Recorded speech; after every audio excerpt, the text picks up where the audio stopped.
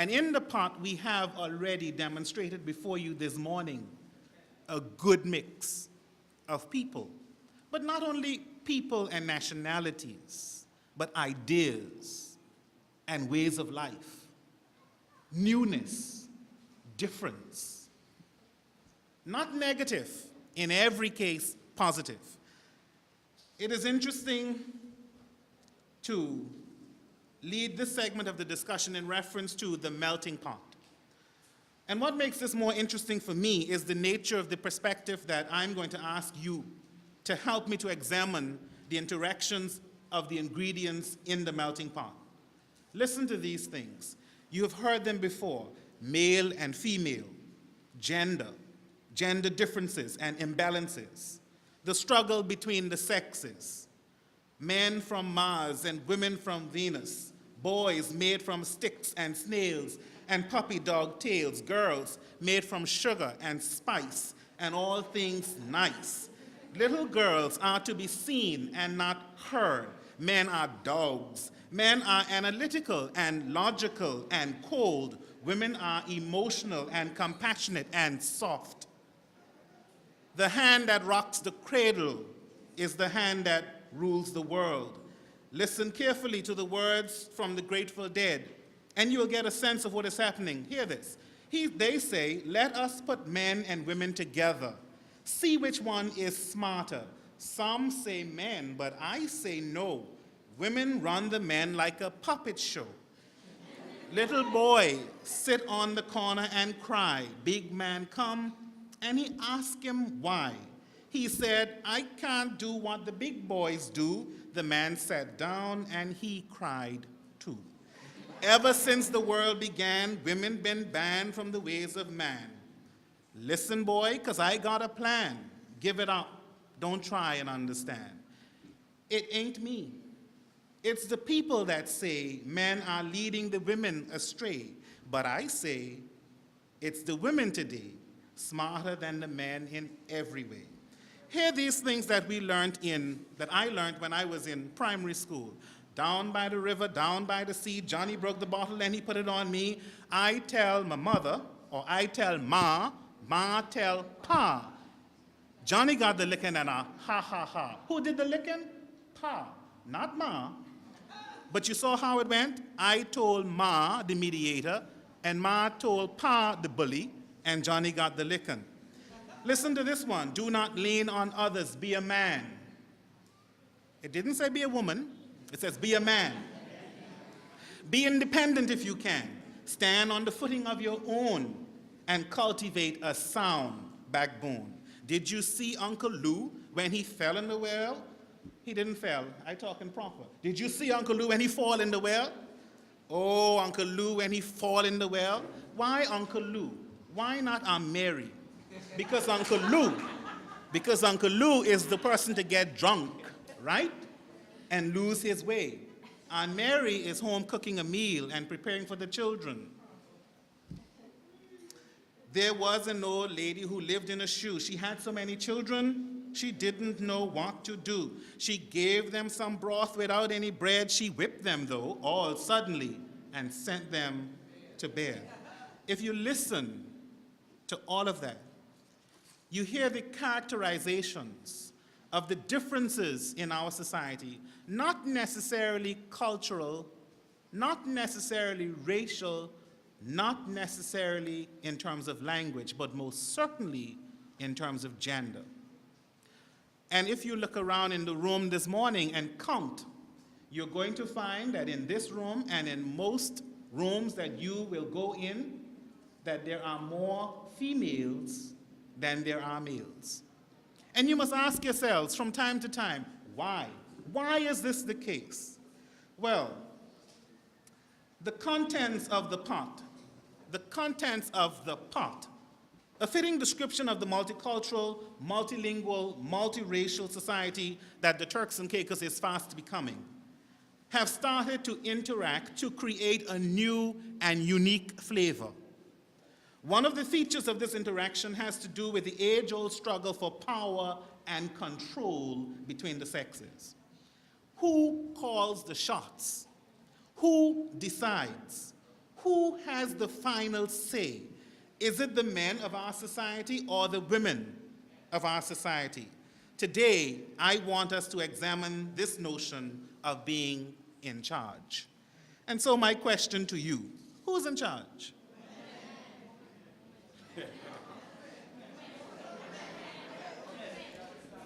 You're going to have an opportunity later on to debate this. So who is in charge? All right, the good thing that is happening, and it's happening at least from where I stand, some of the young ladies are saying men are in charge. You all are sensible. And then some of the young men are saying women are in charge. We'll talk about it later. When my grandmother, Ozita Jolly, penned the words, "We are out to build the Turks and Caicos," more than half a century ago, she was considered as a matriarch. But she was not of the view then that any one sex was responsible for demonstrating leadership in the road to construction of a nation. In fact, it was her view that the responsibility was shared between women and men. She said in one of the verses, "So men and women, come along. There is work for us to do to rebuild our Turks and Caicos till it's all together new." Not any one, but both working together. During her time, and for eons before her time, anthropologists and sociologists agreed that societies in the Western world and those countries that were influenced by the Judeo-Christian religion were and still are predominantly patriarchal in its makeup. The basic framework of patriarchalism holds that societies are run by men and is based on the assumption that men are responsible for directing political, economic, and cultural life. Individual families are normally set up on a patriarchal basis, with the husband and father determining fundamental conditions and making the key decisions, and with, don't curse me for this, humble obedience owed to the male authority. Patriarchal family structure rests on men's control of most of all property, starting with land itself, marriage in Mesopotamian civilization, and in some cases today, was based on property relations, and it was assumed that marriage and therefore subordination to man was the normal condition for the vast majority of women. We have moved, thank God, from those years. What is happening now? The addition to my topic says, who is in charge? The question, who is in charge of the power? A patriarchal society with a matriarchal family, or with matriarchal family leaders.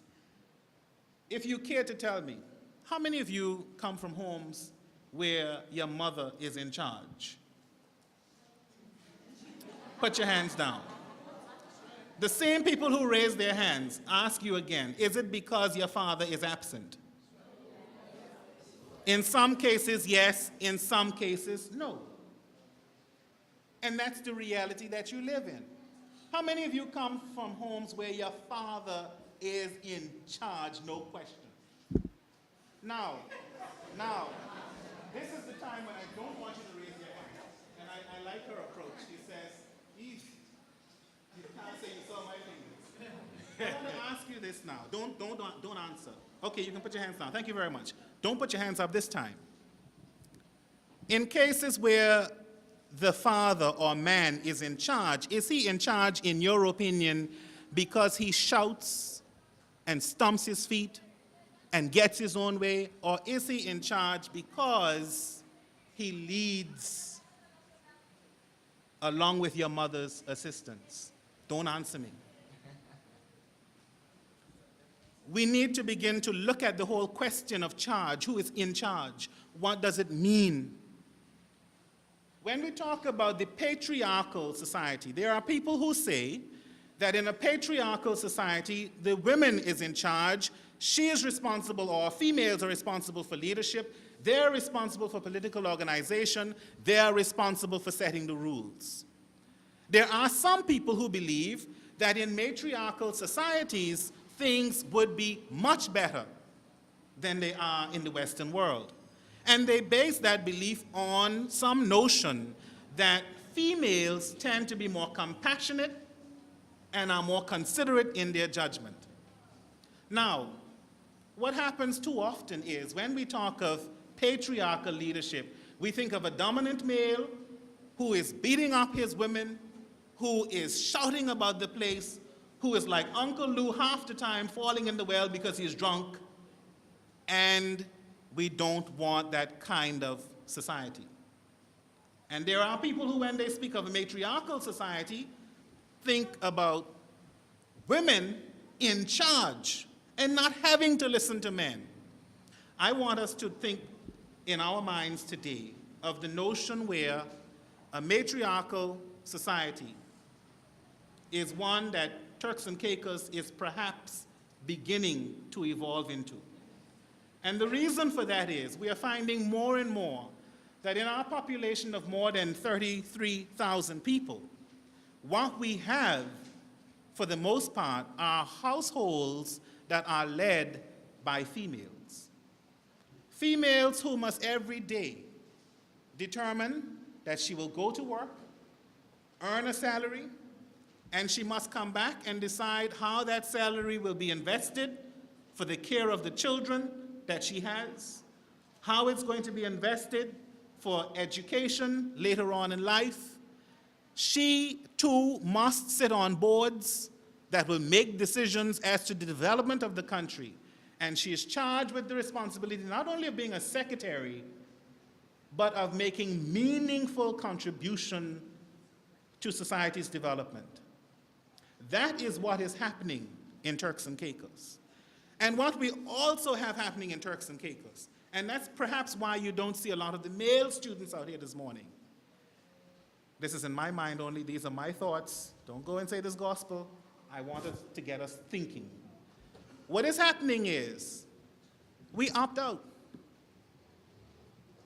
If you want to be in charge, well, go ahead and be in charge, because guess what? The more you are in charge, the less responsibility on me. And so I can go off and have my fun. I can make my frequent trips to those no-name places. And I can do as I like. Why? Because the responsibility isn't on me. You want to be in charge. The other thing is, we have created ideas and roles in which we fit our people. We put people into roles. We say that a man must be a certain way, and God help us if he isn't, because we find names for him, and society puts him aside and castrates him. That's what society does because of the roles that we have set. And we put women in a certain role. Have you ever heard barefoot and in the kitchen? You haven't heard that? Not in relation to a female? That her role is to be in the kitchen and the bedroom? You haven't heard that? You all are living in good times. I tell you the truth, you're living in good times. It means that we are arriving at a better model of society, because you don't know that in reference to females. And I hope to God that you males don't ever begin to think that in reference to the females in your presence and those who will become your wives and daughters. But that was once the case. That's what society says. We build these notions of roles that people must fit into. And the truth is, we still do it today. Men must be a certain way, women must be a certain way. Men must be in charge. Let's elect a man for premier. Let's elect a man for deputy, because the women couldn't handle it anyway. Anybody agree with me? No. Right. Out of the Public Service Commission, we have a group of 5. Guess what? 4 of them are male. One woman with a PhD, and they made her chairman. Well, probably for good reason, eh? Guys, you agree with me? Shouldn't one of the guys have been chairman? Oh, okay, you don't have an opinion on that. But the Public Service Commission is a group of people who make significant decisions about the public service in this country.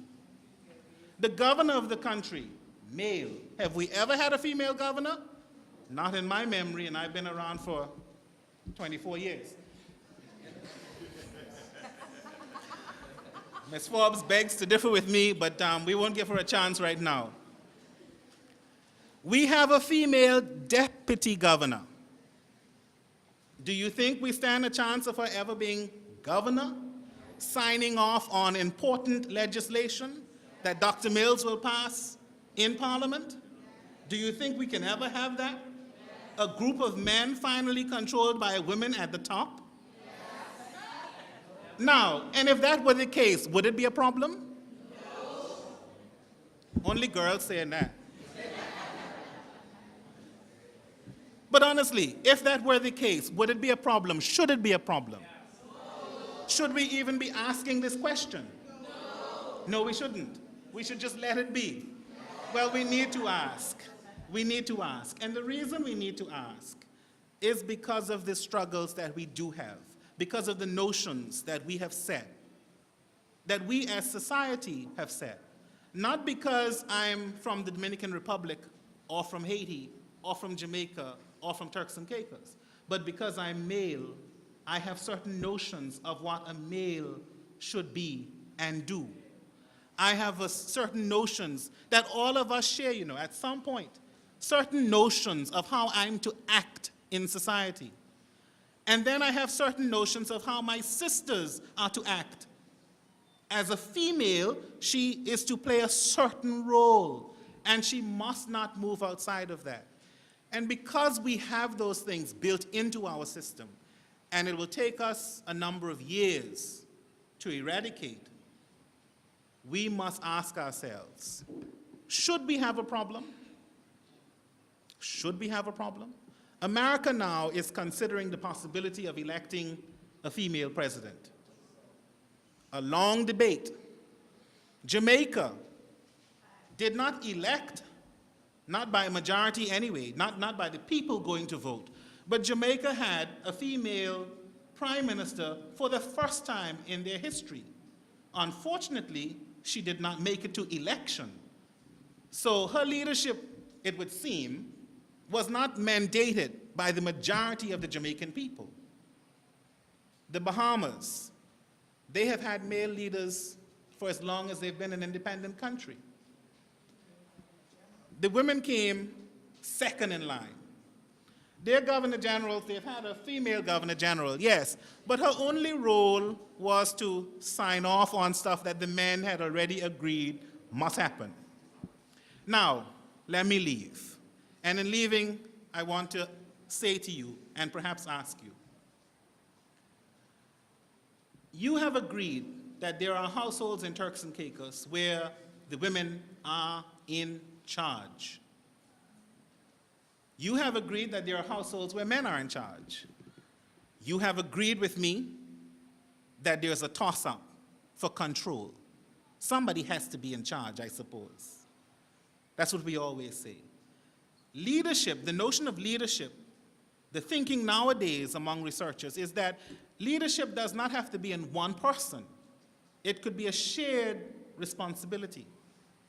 We come together, and I will tell you, those of you who come from the happiest homes are those homes where mom and dad, and when I say happiest, I better be careful there, because, I better be careful there. Let me shut my mouth right there. But those of you who come from homes where mom and dad seem to be quite happy, you know why they are? And you know why things are done? Because there is compromise. They talk about, where is this family going? How are we going to do it? They sit down. The mother says, I want it done like this, and this is why I want it done so. And the father says, I want that $20,000 for that big vehicle I just saw on TV, and I can get it by God help me. And she goes to bed, and she cries for the night, and she wakes up in the morning, and she says, honey, If you want a vehicle, go spend the money. She makes herself happy for a while because what? By the next day, the husband will be the one compromising. There's a toss-up in the country. I want to suggest to you that there is no one group of people in charge. That the patriarchs, even though our society is still in its fundamental structure patriarchal, I want to suggest to you that there's a compromise going on. And the more our society evolves, the more you will see it. That what is happening in our society is a distilling of people agreeing the way forward. And I want to suggest to you that when it's your time to take up the positions that we now hold, when it's your time to be responsible for drafting legislation in this country, that you think not out of some selfish, dominant agenda, but that you think to bring the greatest good for the greater amount of people living in these islands. Thank you. Thank you very much. We are to the last section of today's presentations, and the speaker is Father Scott Brennan. His topic is, should we be saying grace over the pot? To give you a little background on Father Brennan, he was born in Nassau, Bahamas, and is also a belonger of the Turks and Caicos Islands. He holds an Associates of Arts degree in accounting, the College of the Bahamas, a Bachelor of Science degree in accounting, Master of Business Administration degree in marketing, Bachelor of Arts degree in theology, and a diploma in pastoral studies.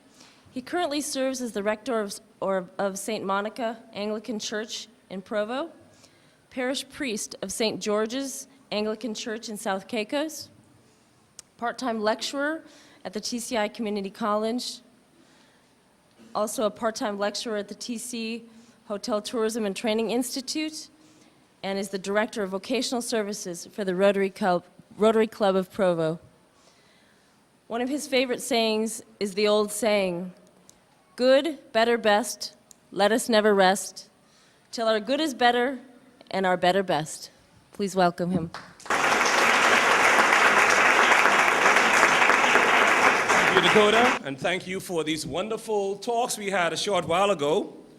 And now it's time to put everything in perspective.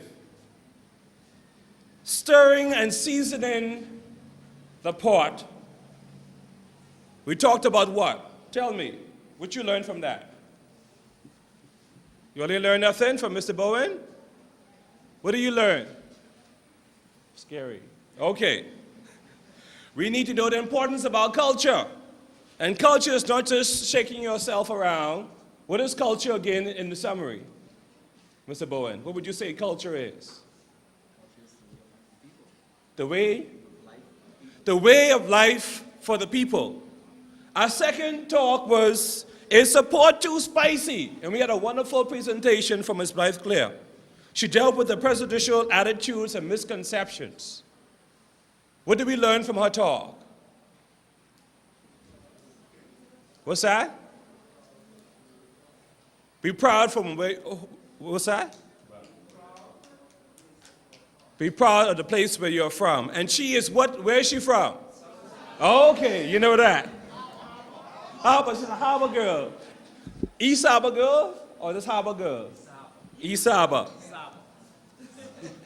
And then Mr. Edgar Howell had a wonderful topic. Who is in charge of the pot? The men or the women? I hear the mix. Now that brings you to a very interesting topic. The pot. The pot is our environment.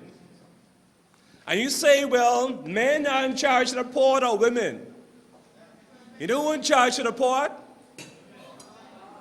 The supreme being. is in charge of the pot. You see, as we try to understand what's going on here, should we say grace over the pot? But even within Christianity, there's so much different strands of thoughts and belief that sometimes when you put too much things into your environment, you have a particular taste. But what we're going to look at today is that we're going to look at 3 religions. Christianity has a say, but we're going to look at 2 other religions besides Christianity. The first religion we're going to look at is the religion of Voodoo.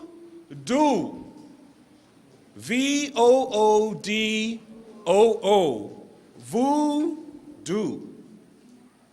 But before we will look at voodoo and Rastafarianism, we need to understand what grace is. What's your understanding of grace? What is grace? A girl named Grace? Grace is what? Prayer. And what's prayer? Talking to God. About what? Anything and everything. Now, as we go through these 3 religions, I want you to think about what's going on here and what I call the ideologies or the belief structure of these 3 religions. The first one I mentioned was voodoo. Voodoo, also spelled V-O-D-U-N, which is voodoo, or voodoo, which is V-O-U-D-O-U, or Sevi-Lawa. You ever heard about that before? S-E-V-I-L-W-A.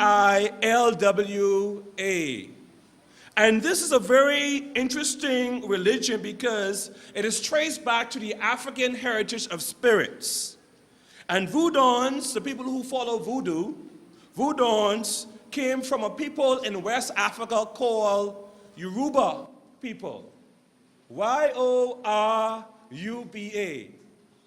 You see, all these strange things give us an understanding of what's happening here with this religion. You see, the West African part had this particular understanding of how people should worship. And they were French-speaking people. Who they could speak French? Creole. Wonderful. And as we try to understand this, they were taken from Africa in the slave trade, and they were brought to one particular island and other islands in the West Indies. The primary island where these set of people came from, went to, I should say, was the island or the, what I call the main island of Hispaniola, of which part of it is Haiti. You see, in voodoo, some elements of the Roman Catholic Church were intertwined. And this is very interesting because we see here, you see in the Roman Catholic Church, they have saints, yes? They remember saints. Who is a Roman Catholic? Okay, very good. And in this understanding, we see here that during the period around 1804 and afterwards, we see here that this particular understanding of the Roman Catholic Church, what we call Roman Catholicism, was combined with persons who came from West Africa. And as a result, the whole strand of voodooism started very strong in Haiti. They had local African gods called Iowa, I-O-A. Who knows what these type of gods? In the spirit world, are you familiar with voodoo dolls? Who ever saw a voodoo doll before? Okay, okay. What does it look like? Tell me. You never saw it? I see you put your hand up. Okay. A voodoo doll actually is